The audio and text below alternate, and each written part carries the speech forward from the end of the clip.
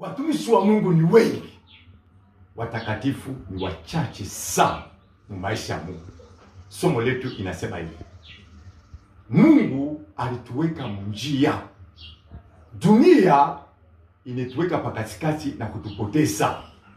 Mungu alituweka njia, dunia inetuweka pakatikati na kutupoteza. Sa tukisome Yohane sura yake ya 14 na mstari wa 6, Yesu asema niko njia. Yaani neno la Bwana ilikuwa kuweka mtu katikati ya njia, akuwa kunyolokwa, akuwa mtakatifu, akuwa mtifu, akuwa na mapendo, akuwa na huruma. Sa kile napaswa tutasoma tena Mwanzo sura yake ya 3 na mstari wa 1 mpaka 10. Hapa sasa dunia inakuwa sasa kututoa njia, kutuweka pembeni na kupotea.